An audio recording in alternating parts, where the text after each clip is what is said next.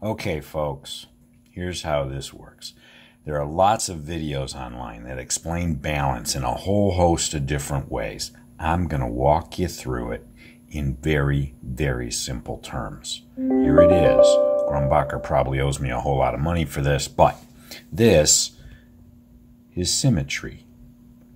What that means is I can take this space, and if I divide it axially, either horizontally or vertically, in this case it works somewhat both directions, things on the one side are relatively similar to the things on the other. Not necessarily identical, in case we got blue and red here, but they're pretty close to the same things. So we're playing with that as balance. It's a very stable way of creating structure and balance.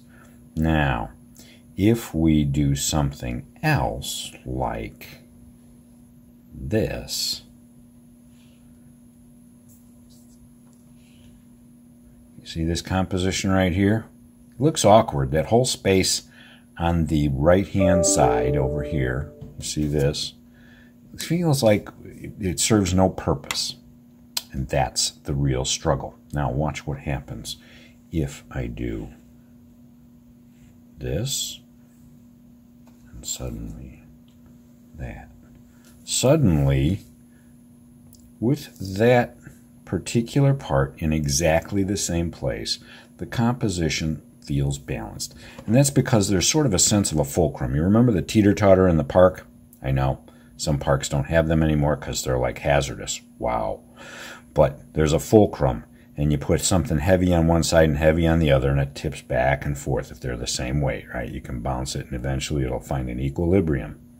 However, if you put a heavier object on one end and just place it closer to the center, a lighter object can make it bounce. And so you learn as a kid to sit, the skinny little guy sits on the far end, and the heavier guy sits closer to the middle, and they can cause this thing to bounce, right?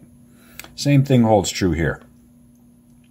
This little bit over here shoved into the corner tight and far away seems to offset the weight of this same item, whereas if I do this, everything feels clumsy, right?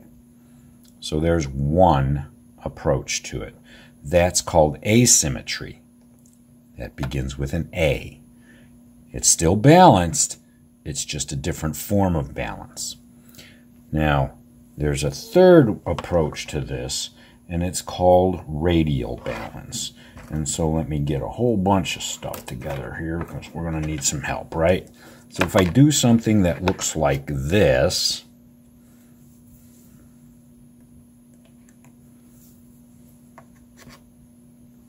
see how there's sort of a focal point, creates a focal point right away, but forms seem to radiate out from that particular point. Now, sometimes that point will be off center, and I want you to see something. It still seems to sort of function well, as long as those forms seem to radiate into the other space and offset asymmetrically, the radial form still works. Then there is one other approach we want to take here. Something called crystallographic composition. And if I do this and just start packing this thing, right, with images, tubes, and I think I have enough to get something pretty close, oops, made a mess here, get pretty close to what might feel like crystallographic composition, right? And I am so orderly, it's hard for me to even turn one upside down. That's pretty pathetic. But that's who I am. We'll just, now that I'm recognizing my shortcomings, we'll turn some things here, right? And I have enough tubes, I think, to make this happen. All right.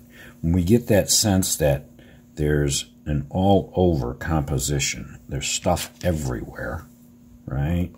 And there isn't a particular focus. All right, see what we just did? That's called crystallographic composition. There you go. Fascinating, wasn't it?